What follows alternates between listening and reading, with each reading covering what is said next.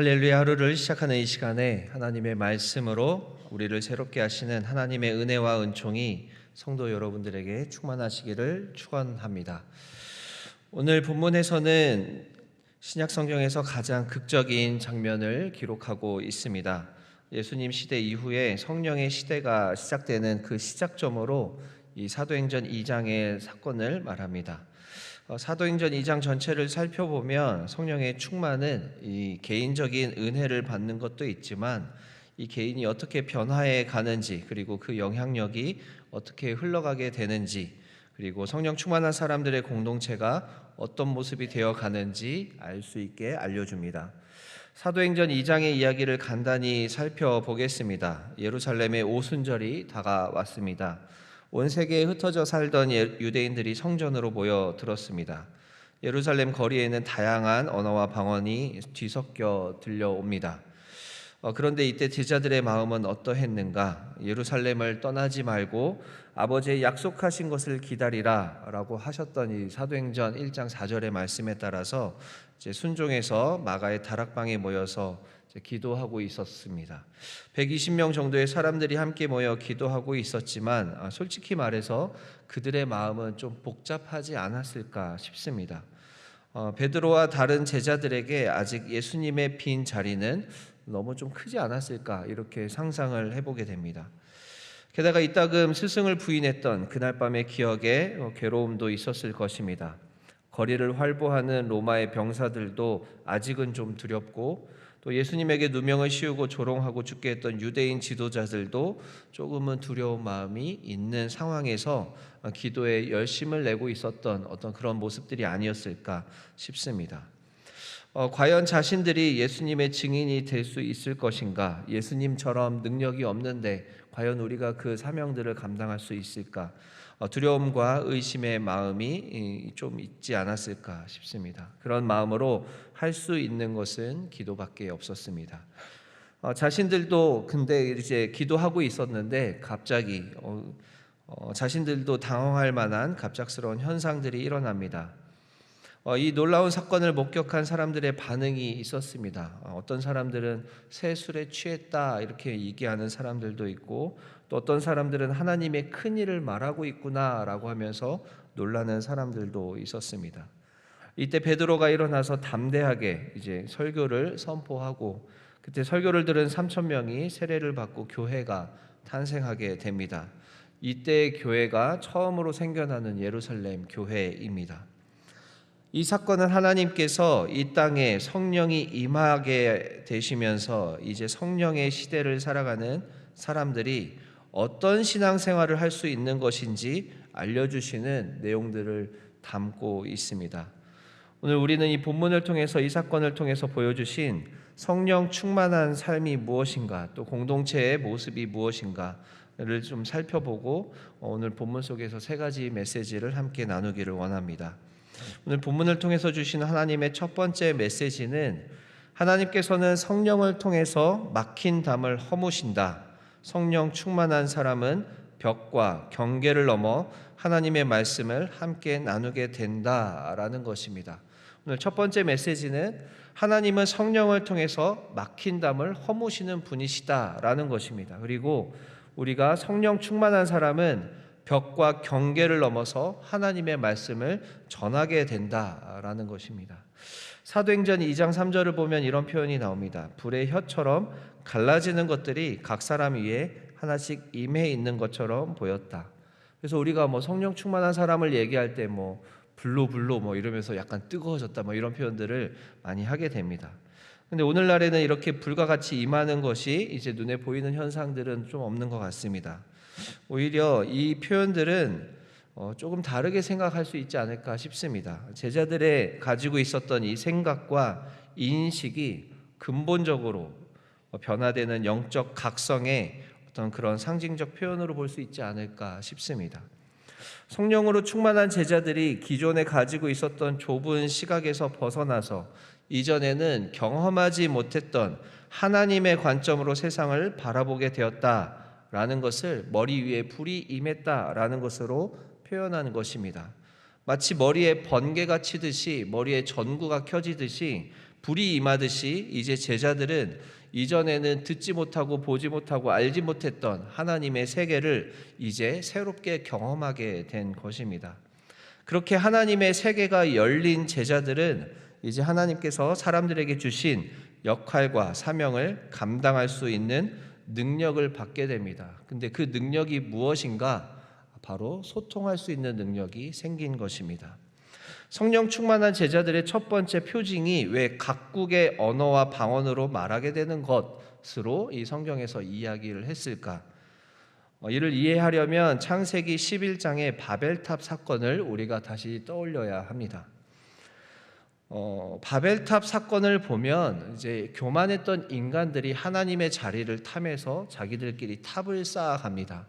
하나님의 자리를 넘보는 사람들에 대해서 하나님께서 징벌을 내리십니다. 언어를 흩트는 어떤 그런 징벌을 내리십니다. 사실 이 사람이라는 존재가 자신 안에 어떤 욕망이 가득하고 자신이 뭔가 다른 사람들 위해 군림하려고 하면 그때부터 다른 사람들을 배려하거나 생각하지 않게 됩니다. 그러면서 소통이 불가능한 상태가 되어버립니다. 바벨탑 사건은 그렇게 자신들이 하나님처럼 되려고 했던 사람들이 얼마나 자기 욕심에 빠져 있으면 다른 사람들과 소통이 되지 않을 정도가 되었는가라는 것을 보여주는 사건입니다. 그런데 이제 하나님께서 새로운 시대를 경험하게 하시면서 이 제자들에게 다른 어떤 은사와 능력을 주십니다. 그것이 바로 다른 사람들과 소통할 수 있도록 해 주신 것입니다. 이 오순절 성령의 사건은 이런 분열의 역사를 치유하는 하나님의 회복의 사건이었습니다. 하나님의 창조 질서를 회복하는 새 창조의 그런 사건입니다. 제자들이 각국의 언어로 말하게 된 것은 단순히 언어적인 능력이 생겨났다, 이걸 얘기하는 것이 아닙니다. 한국어를 했던 사람이 영어를 할 수 있게 됐다, 이런 것들을 얘기하는 것이 아닙니다. 하나님께서 인류에게 주신 소통과 화합의 원래 목적을 회복시키시는 그 어떤 사건의 단초인 것입니다. 각자의 고유한 언어와 다름을 없애는 것이 아니라 각자의 다른 언어들을 서로 이해할 수 있는 것을 통해서 하나님의 비밀한 복음을 전할 수 있게 되었다라고 하는 것이 이 사건의 의미입니다. 이제 소통이 되기 시작한 제자들은 진정으로 사람들이 들어야 하는 내용을 전할 수 있게 됩니다. 그것이 무엇인가? 바로 복음의 내용이었습니다. 하나님이 어떻게 이 세상을 변화시켜 나가려고 하시는지를 각 나라의 언어들로 얘기하지만 이것이 다 알아들을 수 있게 되었다라는 것입니다. 마음과 마음은 전해질 수밖에 없습니다. 각 나라의 언어로 말할 수 있게 되었다라는 것은 대상이 어떤 사람이든지 이제 마음이 통하게 되었다라는 것을 의미합니다. 그래서 우리가 잘 알고 있듯이 사도행전에서 무슨 일이 벌어졌는가? 사도 베드로와 사도 바울을 통해서 각 언어가 다른 나라들을 다니면서 하나님의 복음을 전하게 되었습니다. 결국 이 다른 나라 방언을 할 수 있게 되었다라는 것은 서로 갈라져 있던 사람들이 이제 복음이라는 이 하나님의 중요한 메시지를 서로 소통하고 전할 수 있게 된 사건이다라는 것입니다. 이 사건을 통해서 알 수 있는 성령 충만한 사람은 어떤 특징을 가지는가? 성령 충만한 사람은 기존에 가지고 있던 경계와 벽을 허물고 하나님의 사랑으로 그 경계를 넘나들며 소통하는 사람입니다. 소통이 안 되는 사람이 있다. 그 사람은 성령 충만하지 않다라고까지 얘기할 수 있을 것입니다. 어떤 그 예수님의 사건을 보면서 그걸 잘 알 수 있는 사건이 있는데 바로 예수님께서 사마리아 여인과 대화하신 사건이 있습니다. 당시 유대인과 사마리아인 사이에는 종교적이고 문화적으로 또 성별적으로 경계가 있었습니다. 하지만 예수님은 이 모든 경계를 뛰어넘으셔서 이 사마리아 여인을 새로운 삶을 이렇게 주시는 어떤 그 사건을 우리가 복음서를 통해서 볼 수 있게 됩니다. 팀 켈러라고 하는 목사님이 이런 표현을 하셨습니다. 성령의 역사는 우리로 하여금 우리 또 그들이라고 하는 이분법적 사고에서 벗어나게 한다라고 하는 이야기를 표현을 했습니다. 정말 그런 것 같습니다. 가끔 이제 사역을 하다가 저도 이제 답답한 마음이 들 때 가장 많이 찾는 데가 있는데요. 저기 그 남산에 가면 이제 가만히 카페에 앉아 있으면 멀리 이제 서울을 다 볼 수 있는 그런 공간이 있습니다. 그럼 거기 앉아 있으면 무슨 생각이 드냐면 내가 무슨 부귀 영화를 누리려고 이렇게 막 이렇게 애를 쓰는가? 저기 멀리 있는 사람들을 보면서 그냥 약간 이렇게 분리시키면서 조금 이렇게 문제에 함몰되어 있었던 저를 좀 이렇게 객관화시킬 수 있게 됩니다. 하물며 높은 산에 올라도 그러는데 하나님 시각에서 보면 어떠한가? 이 우주 만물을 창조하셨는데 우주 만물 가운데 이 조그만한 지구라고 하는 별 하나가 있습니다. 근데 이 별 하나에서 살아가고 있는 이 조그만한 사람들이 서로 뭐가 다르다고 막 이렇게 갈등하고 분열하는 것을 보면 하나님 관점에서 보면 우리 사람이라는 존재들이 서로 갈등하고 분열하는 게 참 의미가 없겠다라는 생각이 들게 됩니다. 하나님께서 우리에게 바라시는 것은 무엇인가? 서로 소통하면서 사랑하면서 하나님께서 창조해 주신 우리 본래 모습대로 서로 사랑하면서 살아가는 것을 기대하고 계시진 않을까 싶습니다. 사랑하는 성도 여러분, 모두 성령 충만하게 되셔서 모든 경계를 허물고 복음이 필요한 모든 이들과 소통할 수 있는 능력을 가지게 되시기를 축복합니다. 오늘 본문을 통해서 주시는 하나님의 두 번째 메시지는 성령이 충만하게 되면 우리는 새로운 삶의 용기를 얻게 된다라는 것입니다. 오늘 본문을 통해서 주시는 하나님의 두 번째 메시지는 성령이 충만하게 되면 우리는 용기 있는 삶을 살 수 있게 된다라는 것입니다. 성경의 성령은 사람들을 담대한 증인으로 변화시킵니다. 복음서를 보면 베드로는 예수님께서 체포되시던 밤에 그 사람을 알지 못한다라고 하면서 3번이나 부인했던 사람이었습니다. 극심하게 두려운 상황에서 베드로는 자기 보호 본능이 작동했습니다. 그런데 성령 강림 이후에 이 베드로가 어떤 사람이 되었는가 오늘 본문에서 찾아볼 수 있습니다. 사람들을 두려워했던 베드로가 이제 모든 사람들 앞에서 담대하게 예수님의 복음을 전하는 사람으로 변화되었습니다. 3번이나 예수님을 부인하던 겁쟁이의 모습을 가졌던 이 베드로였고 그 과정에서 극심한 고통과 좌절, 신앙적인 실패를 경험한 이 사람이 베드로였습니다. 깊은 신앙의 실패를 경험했지만 성령의 충만함을 얻은 베드로는 오히려 더 이전보다 크게 담대해졌습니다. 성령 충만은 우리의 약함을 감추는 것이 아닙니다. 오히려 우리의 약함이 드러날 때 하나님의 능력이 나타날 수 있고 하나님께 올려드리는 영광이 더 온전한 영광의 올려드림이 될 수 있습니다. 도망갔던 베드로가 성령 충만하게 되어서 담대하게 복음을 전하는 모습을 보면서 우리는 진정으로 하나님이 어떤 방식으로 사람들에게 역사하시는가를 볼 수 있게 됩니다. 베드로가 자신의 의지를 들여서 용감해져야지 해가지고 용감해진 게 아니라 하나님께서 성령을 통해서 용기 있는 존재로 바꾸어 주셨다라는 것입니다. 원래 담대해서 용기를 내었던 그런 베드로였다면 오늘 2장의 베드로의 담대한 설교는 이 성경을 읽는 우리에게 그렇게 큰 감동이 되지는 않았을 것 같습니다. 사사기에서 기드온에게 하나님께서 하셨던 말씀이 생각이 납니다. 미디안 연합군 10만 명이 올라왔을 때 모집된 이스라엘 백성들은 3만 명 남짓이었습니다. 그런데 너무 많다고 2만 명이 너무 많다고 돌려보내시면서 하나님께서 하신 말씀이 있습니다. 사사기 7장 2절입니다.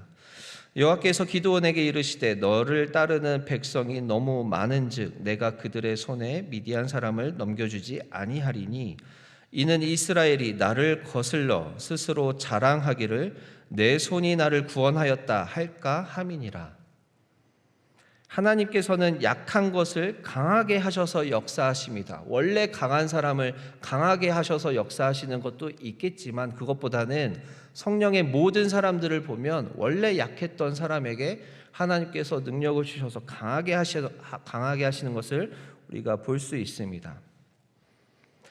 그것은 사람이 자신의 수고와 능력을 자랑하고 싶어하는 이 교만의 죄를 짓지 않고 진정으로 하나님께 영광을 올려드리는 것이 무엇인지 보여주시기 위해서 하나님은 그런 방식으로 역사하십니다.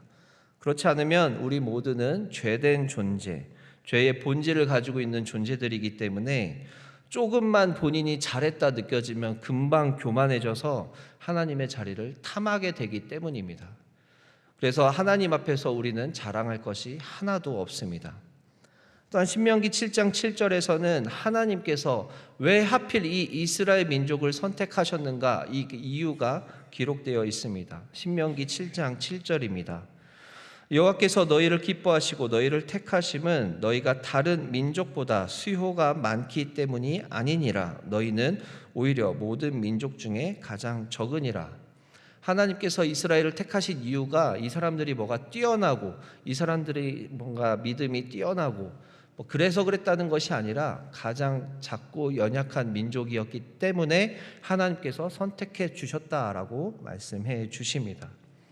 하나님께서는 약한 자들을 들어서 여호와의 영을 주셔서 오히려 하나님의 강함으로 모든 문제를 극복할 수 있도록 인도해 주십니다. 오늘 말씀에 등장하는 베드로도 겁 많은 다혈질 사내였지만 이제는 자신의 용기 없음을 알고 철저하게 성령 충만함으로 담대하게 복음을 선포합니다. 성도 여러분들 모두 성령 충만하게 되셔서 여러분 자신의 용기가 아니라 하나님께서 주시는 용기와 담대함으로 모든 문제들을 감당하고 극복하실 수 있게 되기를 축복합니다. 마지막 오늘 본문을 통해서 주신 하나님의 세 번째 메시지는 성령이 충만하게 되면 이제 다른 사람과 더불어 하나님의 나라 공동체를 세우게 될 수 있게 된다라는 것입니다. 성령 충만한 사람들은 어떻게 되는가? 함께 하나님의 나라를 세워나가는 공동체를 세워갑니다. 성령의 역사는 개인의 변화에서 그치지 않습니다. 성령으로 변화된 사람들이 모이면 새로운 교회 공동체가 형성됩니다. 사도행전 2장 42절에서 47절에 묘사된 초대교회 공동체의 모습이 있습니다. 그들이 사도의 가르침을 받아 서로 교제하며 떡을 떼며 기도하기를 힘쓰니라. 그래서 교제라고 번역된 이 헬라어 코이노니아인데 이것은 단순하게 친교를 나눴다라는 뜻이 아닙니다. 깊은 영적인 공동체, 생명을 나누는 교제, 그 공동체를 의미합니다. 그래서 유명한 신학자는 이런 표현을 했습니다. 진정한 그리스도인 공동체는 개인주의를 넘어서서 서로의 짐을 지는 공동체라고 표현을 했습니다. 또한 44절에서 45절을 보면 더욱 놀라운 모습이 나타납니다. 믿는 사람이 다 함께 있어 모든 물건을 서로 통용하고 또 재산과 소유를 팔아서 각 사람의 필요를 따라 나눠주었다라고 이야기합니다. 이 모습을 보면서 우리가 떠오르는 장면이 있습니다. 어디인가 창세기 1장에서 보았던 하나님께서 창조하셨던 에덴 동산 공동체를 볼 수가 있습니다. 모든 것이 풍족하고 모든 것을 서로 이렇게 나눌 수 있는 그런 하나님의 최초의 창조 공동체가 바로 서로 모든 것을 나누는, 서로 공급해주고 하나님의 공급을 받아 누리는 그런 공동체가 바로 창세기에 나와 있는 에덴 공동체입니다. 그 모습이 오늘 사도행전에서 회복된 것입니다. 하나님의 마음을 품고 서로를 사랑하는 마음으로 각 사람이 하나님의 형상대로 살 수 있기를 바라면서 돕는 아름다운 공동체가 성령이 충만하니까 세워졌습니다. 성령 충만한 사람들의 공동체, 하나님의 나라의 모형이라는 것은 이런 모양을 가지게 됩니다. 저는 우리 보배로운 교회가 그런 공동체가 되어서 이 세상에서 모든 믿지 않는 사람들이 보고 놀라워하고 신비롭게 여기는 그런 교회 공동체가 되기를 소망합니다. 그저 그런 사람들이 모여서 그저 그렇게 자신들의 친목 단체로 살아가는 교회가 아니라 저 사람들은 어떻게 저렇게 살아갈 수 있는가? 저 사람들은 어떻게 저렇게 사랑하면서 살아갈 수 있는가? 저 사람들은 어떻게 서로의 필요를 채워주면서 살아가는가? 이것이 신비이다라고 말할 수 있는 그런 교회 공동체가 되면 참으로 좋겠습니다. 오늘 말씀을 정리합니다. 오늘 성령 공동체가 우리 성령 충만한 일이 벌어지게 되면 우리는 어떻게 되는가? 우리는 그동안 막혀 있었던 관계들이 다 허물어지게 되고 서로 소통할 수 있게 되는 일들을 말씀에서 보게 되었습니다. 성령 충만하게 되면 어떻게 되는가? 없었던 용기가 생겨납니다. 사람에 대한 사랑의 마음으로 용기 있게 다가갈 수 있게 됩니다. 성령 충만하게 되면 어떻게 되는가? 다른 사람들이 이제 눈에 들어와서 서로를 도와주고 배려하고 이제 서로를 사랑해 주는 그 공동체가 되면서 진정한 교회 공동체가 되어갑니다. 사랑하는 보배로운 교회 성도 여러분, 이제 모두 성도 여러분들이 성령 충만하게 되어서 하나님께서 주시는 풍성한 소통과 관계를 누리고 용기를 누리고 공동체를 누리게 되시기를 축원합니다. 막혔던 관계가 충만한 소통으로 회복되고 그 회복을 통해 하나님의 보배 같은 복음이 소통되기를 축원합니다. 이것저것 생활의 염려와 미래에 대한 막연한 두려움으로 걱정과 염려가 많았던 분들이 계셨다면 이제 성령의 충만함으로 하나님이 주시는 용기로 모든 문제를 돌파할 수 있게 되기를 축원합니다. 성령의 충만함으로 하나님께서 각자에게 주신 모든 관계, 가족, 직장, 학교, 동료들 모두와 아름다운 공동체를 누릴 수 있게 되시기를 축원합니다. 함께 기도하겠습니다. 사랑이신 하나님 참으로 감사합니다. 오늘 말씀을 통해 참으로 아름다운 하나님의 성령의 충만한 모습을 볼 수 있게 하시니 감사합니다. 2000년 전 제자들에게 임하셨던 그 성령이 오늘 우리에게도 동일하게 역사하시기를 간절히 원합니다. 우리 안에 있는 모든 경계와 벽을 허물어 주시옵소서. 편견과 차별, 두려움과 염려에서 우리를 자유롭게 인도하여 주시옵소서. 베드로처럼 담대하게 복음을 증언할 수 있는 용기를 주시옵소서. 우리의 연약함을 통해서도 하나님의 능력이 나타나게 하시며 하나님의 때와 주권을 인정하고 순종하는 믿음을 주시옵소서. 특별히 우리 보배로운 교회가 진정한 성령 공동체를 이루어갈 수 있도록 인도하여 주시옵소서. 연약하고 죄 많은 그리고 자격 없는 우리를 택해 주셔서 늪과 같은 죄로부터 구원해 주시니 감사합니다. 우리가 하나님 안에서 많은 것들을 누리게 하시니 감사합니다. 자격 없는 우리에게 하나님의 구원의 복음, 십자가의 복음, 하나님 나라의 복음을 주셔서 하나님 나라를 함께 세워가는 역할과 사명을 우리에게 주시니 감사합니다. 하나님, 우리가 하나님께 받은 은혜와 복을 기억하면서 우리에게 맡겨주신 역할과 사명을 다할 수 있도록 성령의 충만함과 힘과 용기와 지혜를 더하여 주시옵소서. 그래서 하나님, 우리가 많은 사람들을 살리고 생명을 살리는 일들을 감당할 수 있도록 인도하여 주시옵소서. 우리 주님의 권속들 가운데 여러 가지 문제를 안고 있는 성도들이 있습니다. 간절한 기도의 제목들에 하나님 귀 기울여 주시옵소서. 건강의 문제, 재정의 문제, 관계의 문제, 가정의 문제들이 있지만 하나님께서 역사하셔서 하나님의 살아계심을 경험할 수 있도록 인도하여 주시옵소서. 또한 하나님께 돌아와야 하는 영혼들이 있다면 하나님께서 속히 돌아올 수 있도록 인도하여 주시옵소서. 오늘 하루의 삶을 하나님께 맡겨드립니다. 사랑이신 예수 그리스도의 이름으로 기도드립니다. 아멘.